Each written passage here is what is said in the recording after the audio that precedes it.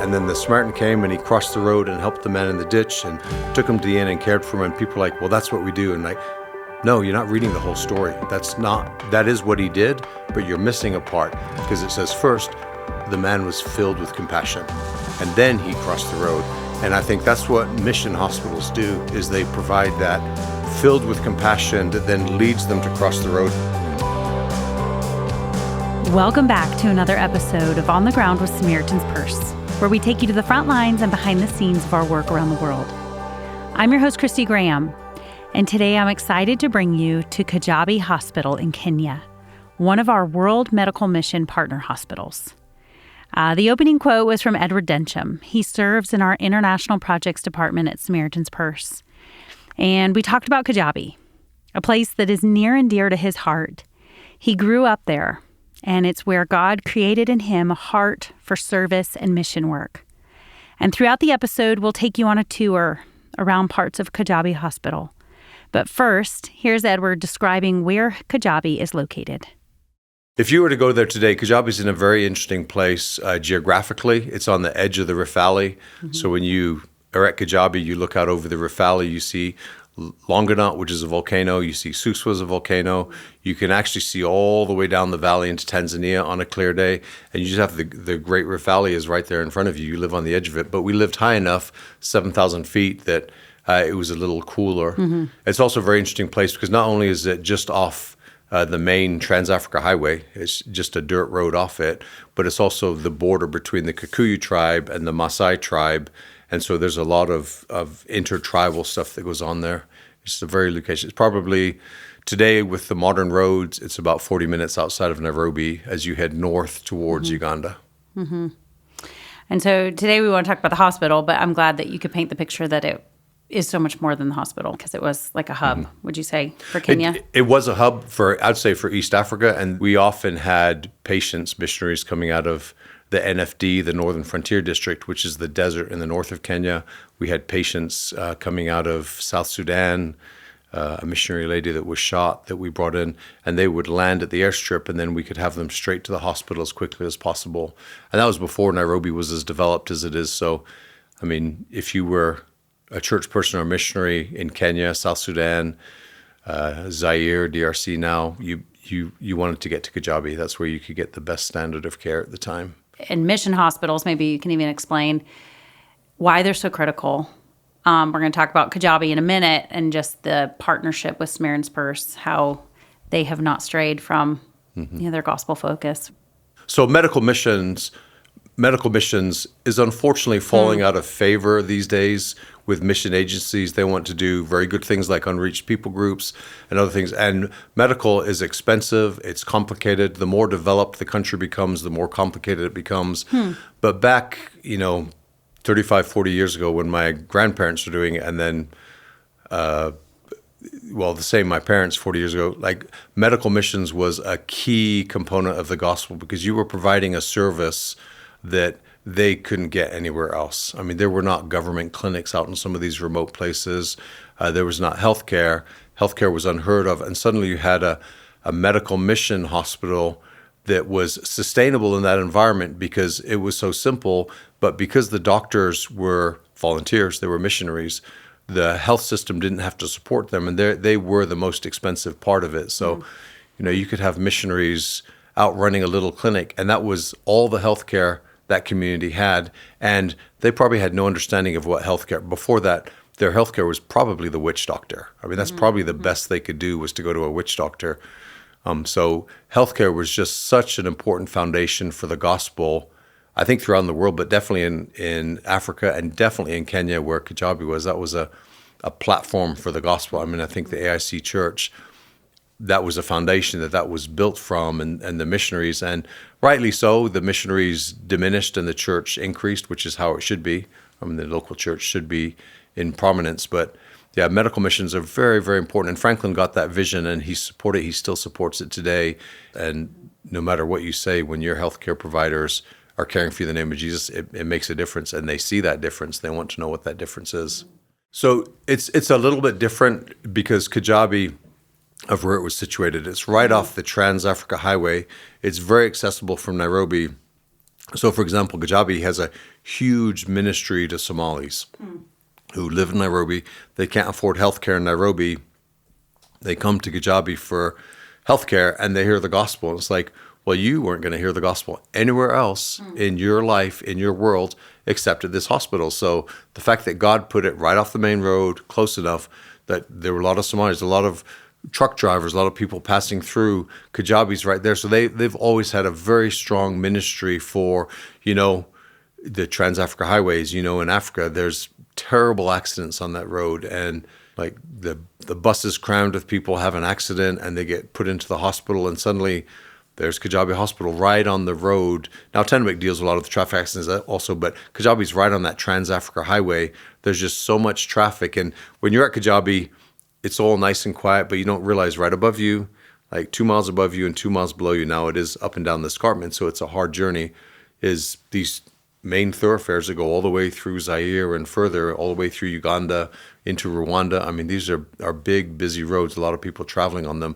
And Kajjabi sees that as, what a great mission opportunity. We have these people coming down, and like evangelizing to them, caring for them, treating them, evangelizing them has always been a big priority for the hospital. I love that after all these years, Kajjabi has remained faithful to the gospel. All of the departments are united under this mission. And while we were in Kenya, one of our podcast correspondents, Melissa, toured around the hospital, talking to the missionaries and the national staff who serve. You were in the post-residency program? I was for two years at Tenwick Hospital, and now we're here at Kijabe Hospital, my wife and my kids, 4 kids, and we've been here for a year. Really enjoy it. It's a good place for us to be, and we're thankful to be here. That's awesome. Well, do you mind just kind of maybe just showing us around a little bit and telling us what we're seeing here, and what ward are we in? So we're in the emergency department. I'm an emergency medicine physician, and we have a 12-bed emergency department that's almost always full, as you can see. Samaritan's Purse actually just purchased an ultrasound machine for us, so we're able to do diagnostic imaging in the emergency department, just like we would do in the U.S., and we provide that kind of quality care for our patients here in Kajjabi as well. We're able to take care of the patients that we have here really well, and give them high-quality care, and ultimately tell them about Jesus Christ. And we really do offer to pray with our patients when they come through, and because a lot of them, when they come in, they're sick. It's like the worst day of their life, and they just need a little bit of peace, and the Lord provides that peace, whether it's through prayer, whether it's just encouraging them, whether it's just holding their hand, being there present. We always ask our patients, can we pray with you? And then most of the time they say yes. We also bring in trainees to our hospital here from all over. We have trainees from South Sudan here. We have trainees from Uganda. We have one trainee from Malawi, and we're able, with those trainees, to really send high-quality training back to those countries and meet needs in those places as well. That's amazing. That's amazing. That must be so fulfilling as well. It's one thing to serve, which is obviously the call on your life is to come here and to serve, but to know that you are then also just sharing that throughout the continent, really, right? Absolutely. Absolutely. That must be incredibly fulfilling as well. We come and preach the gospel. We also come and teach what Jesus says, which is to go. And I think it's encouraging to hear our trainees go back to their home countries, to their home facilities, and share the gospel with their patients just like they were trained here at Kajjabi. I love Dr. Tim's heart, and it's so encouraging that Kajjabi desires to train up the next generation of medical professionals to reach Africa. And speaking of generations, Edward Densham comes from a long line of passionate medical missionaries who have responded to God's call in their lives. Edward grew up at Kajjabi, and this is how he first came in contact with Samaritan's Purse and World Medical Mission. I think God called you here, and you've done a lot of different things with Samaritan's Purse, but your love for our medical staff, the Lord has strategically placed you because you have a heart and compassion, and you grew up in such a way that you saw medicine be a magnet and a platform for the gospel. And so it affects all that you do, right? Would you say? It does. Medicine, I think it's hard for people who haven't been in this context to understand the power of medicine. When you go to, I've talked about it with you with cleft lip and cataract, how those are actually miracles to those people. They don't understand medicine. They've never known these surgeries were even an option. All they know is that they had a serious problem, and they came in, lay down, they got up, and it was healed. Like, we can explain that away in terms of medicine and science, and we understand it. They can't understand it. That's not just an act of amazing science or medical. That's a miracle. Like, they have no idea what happened. They have no foundational concept to understand that medicine, their medicine is witch doctors, which is black magic. That's all the medicine they know. So they have no foundation or concept to understand it. So when you come along with medicine and you save their child's life, or you save their mother's life, or their father's life with medicine, that to them is a miracle. And that is such an important foundation for being able to then say, well, okay, yes, it is a miracle that we're here and this happened, but let me tell you where miracles come from. And miracles come from God, and that leads into Jesus Christ and salvation. Because when you're lying in a hospital bed sick, that is the ripe, fertile field for the gospel, because you don't know where you have hope for. You don't know what's going to happen. And suddenly here comes a chaplain sharing the gospel and the good news for you, and suddenly you have a whole different perspective. I think we sometimes take for granted healthcare. I for sure do. We can get multiple opinions, if a child has a sickness, you can go to multiple doctors and there aren't options in many places. And as you said, I think it's almost like a childlike faith, because they are so amazed that it prepares this opportunity to share the gospel, and that is the true healing. Tell us about, I know we got to meet some of the doctors and some of the staff, but who serves there? Is it a lot of transient, or are there a lot of long-term medical staff? There is the long-term people, but there is just the way our culture is and the way we've grown up, there's a lot more people that come and go a little bit more. Back when I was a child there, some people came and go, but most people, you knew who they were. You knew who the old time, you knew who the single ladies who worked at the nursing school for the last 20 years, you knew them, you know who they were. The doctors who were there, they weren't there for a year or two, they were there for 15, 20 years and made their impact, because back then travel was difficult, you settled in, and these days I think they're able to offer a higher service because you can get different specialties that come in, a little bit more specialized, there's more options in other places in Kenya. But back then, just a general surgeon is going to save 80%, 90% of the surgical cases that come in. When he lived there were very few specialty doctors. A general surgeon did the vast majority of surgical cases, no matter what they were. But now Kajjabi has grown to have many different specialties. In fact, they are known to have the best NICU care in Kenya. I want to take you to the NICU and introduce you to a Kajjabi nurse who has been there for years, ministering both to babies and their mothers. We have a total of 35 bed capacity. As you can see right now, most of our babies are in the incubators, so we have a lot of preterm babies. So working in the NICU is such a motivating story. Watching these we call them little giants, because they will later grow to become bigger people. Little giants. I'm sitting here, and my first thought was how amazing it is for you to get to see so many miracles. These little giants, they're really miracles, right? But then it occurred to me, not only do you get to see the miracles, but you get to be the hands of Jesus in performing the miracles. So what is that like for you, to know that God is working through you to give miracles to these families? I can say it's so motivating. Like in NICU, I don't say that we only deal with the babies, we also deal with the moms. Because if this mom is not okay psychologically, trust me, this baby will not do well. So as a nurse, I also have to advocate for the mom and for the kid. So if the mom is not okay, I'm not going to be okay, the baby will not be okay. So I don't know how to call it, but it's... We just have two patients in one unit, the mom and the baby. Yeah. Two patients in one unit. I like that. So really, you're ministering to the mom while you're medically treating the baby. And so God is using you in two different ways, two different people. Those in medicine, they're not just taking care of the body. They're ministering to the whole person, to their heart, and pointing them to Jesus. And that is their most important mission. Samaritan's Purse, we go where God calls us. And it sounds like Kajjabi as well, as the growth they want to follow and steward the Lord. So how have you seen, it's not always easy, but how have you seen people be faithful to what God's called them to do? So I think Kajjabi has morphed and adapted.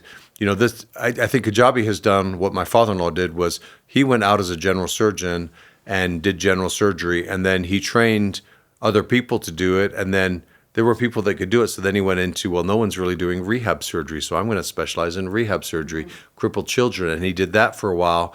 And that need was huge because no one was doing it. And then people started doing it. He taught people, they learned. And then he realized, okay, this is covered now, people doing it, but no one's doing neurosurgery. No one's helping hydrocephalics or these kind of children. So he started doing that. And then he trained surgeons. And then in the last stages of his life, he was looking at, well, nobody's providing services in Somaliland. My focus is going to be more in Somaliland because so the reason I told him about my father-in-law is he did what Kijabe Hospital is doing, which is they provided the need. And when that need started to get covered, they looked at, neurosurgery, that's a great need because nobody here can afford a neurosurgeon. And that's a need that people can afford. They can afford a general surgeon. They can't. So they started doing neurosurgery. And then oncology. Cancer, when I was there as a child, cancer was just, there wasn't treatment. Whereas now, Kajjabi realized, oncology, there's a need for that because that's a service that isn't provided, and we can provide it, especially with bringing in missionary physicians. So I think just morphing and changing to realize what are the biggest needs that the people have, and how can we adapt because they're well positioned to meet those needs. Today, Kajjabi has so many specialties. It has developed. Melissa talked to Dr. Bryston, whose area of expertise is pathology, and he's the perfect example of why Kajjabi has expanded its reach and improved its medical care. So you just got here to Kajjabi yesterday, and you're coming through World Medical Mission, is that right? Yeah, Okay. I'm just kind of I'm a resident right now, so I'm just doing this kind of as an elective rotation. I wanted to try to use my skills and training as a way to serve and glorify God. And I had kind of done a mission trip when I was younger in the medical field, but at that time I didn't really have any training. And I ended up deciding to do pathology, and I still wanted to do the mission aspect. And there aren't really many places where I can still do pathology and do missions. And this turned out to be one of them. My impression going into this was, well, if I'm not in family medicine, if I'm not in general surgery, then I can't really go do mission work. And so that was honestly something that I considered when I was choosing my specialty. And it ended up being, well, I think pathology is what I want to do, and I'm going to just try to find a way to glorify God, however that is within that.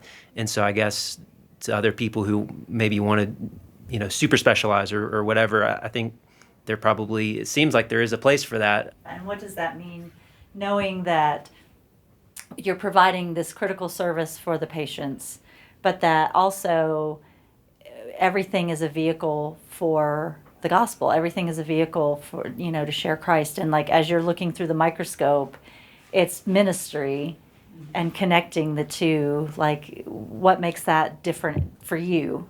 Yeah, I guess a lot of people would think about pathology and maybe other fields like radiology where they don't see patients face to face, where you're still providing a service for these people. And I guess I think about it as maybe I'm not directly interacting with the patients very often, but I'm providing a service for them and loving them as, Jesus would have us to. As Jesus walked the earth, he was compassionate. He saw the needs, and he sought out people. There's a verse in Matthew that says, anyone who forces you to go 1 mile, go with them 2 miles. Edward shared more about how in medical missions, this is what we do. As Samaritan's Purse, the reason we like mission hospitals is they do something that's very, very important to us as an organization as well. And people look at the story of the Good Samaritan in the Bible and the priest and the Levite, and then the Samaritan came and he crossed the road and helped the man in the ditch and took him to the inn and cared for him. And people are like, well, that's what we do. And like, no, you're not reading the whole story. That is what he did, but you're missing a part, because it says first, the man was filled with compassion. And then he crossed the road. And I think that's what mission hospitals do, is they provide that filled with compassion that then leads them to cross the road. And it's very good to cross the road and very good to help people. I tell our staff all the time, you can't forget that the first thing he did was he was filled with compassion. Like, you can't cross the road without compassion. You must have the compassion first. And that's why you cross the road to help in Jesus' name, is because the Samaritan was walking down the road, he saw the man, and he was filled with compassion. So he crossed the road and he went to help him. So mission hospitals have that compassion element. That's why they do it. They're filled with compassion for their patients.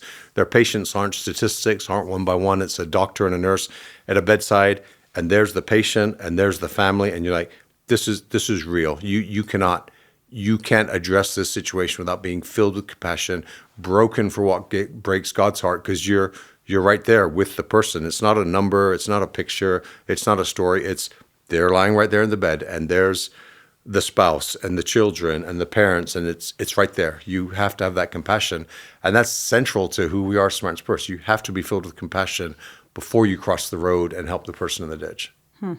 That's good. I don't know that I've ever seen that. I can't wait to reread that passage. And I think you said it so well. We all need to be that way. Continually, Lord, break my heart. Don't let me get set in my ways, because I think so often we get tunnel vision and we just start working for him and not from him, of, okay, God, what else could I do? Not for his gain, but because there were needs. Yeah. And you just think of how many different ways he veered because he had compassion and he stepped in to these worlds. There's that really cool story in the Bible where Jesus is at Simon's house, and Simon is feeding people behind his walls in his house and is holding this feast for Jesus. And this woman comes in, who everyone knows is a prostitute, and she comes in and she goes where she's not invited, and she comes into Jesus' feet, and Simon is just furious, reviling her, can't stand her. And Jesus asks this question. He says, Simon, do you see that woman? And that's what we need. We need to be able to see the individual, not who they are, their circumstances, or what they've done, or where they're coming from. But I think Jesus is telling us, do you see that person? I want you to be filled with compassion for that one person, because there might be 100 sheep, but I care about the one that's lost. I care about that one. And Jesus is filled with compassion. And he commands us to have compassion on the one, the individual. So we're talking about it as a staff all the time. When you're out in the field and you're feeding 500 people, keep your eyes open, because Jesus sees the one. He saw the lady who touched the hem of his garment. He saw the one. I'm sure there were lots of people around him with needs and medical needs, but he saw the one, and he paid her attention, and he focused on her, and he healed her. And I think that's coming from compassion. We have to have the compassion of Christ that sees the individual and cares about the individual. And that's what medical missions does. And I think that's why I love, those medical teams that get to do these surgeries, but then explain, you came for that need, but we all have this need from the great physician. Finally, can you talk about chaplains? Because I think these mission hospitals, yes, the surgeons, the nurses, everybody shares the gospel and is, but we now have our chaplains at Kajjabi. Talk about how you've watched that ministry evolve over the years. So the chaplains has developed and grown because people realized just the power of the chaplain. Your surgeon and your nurse, they love you, they care about you, they want to share the gospel with you, but they're rounding, they have lots of patients, they have people to care for, they have a lot going on.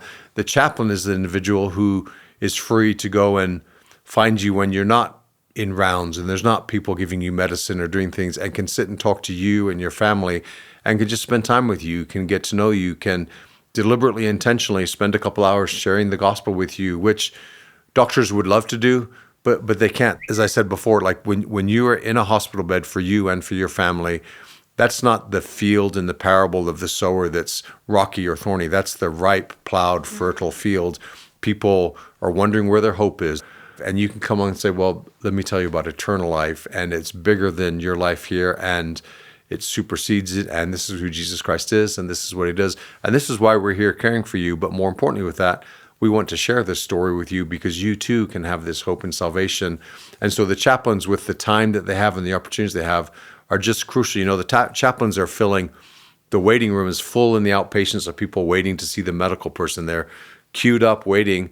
Well, what a great opportunity. Like, they're just sitting here. They can show the Jesus film, or they can do a devotion with all. So chaplains are crucial, and I love that Samaritan's Purse has got so excited about the chaplains and so supportive of them, because the chaplains play a crucial role in telling people about Christ at their darkest, hardest time. I think my favorite part from Edward and I's conversation is when he talked about the Good Samaritan. And we focused so much on all that he did to care for the man in the ditch. But it starts with because of compassion. And the Lord stirred in him compassion, which then compelled him to help.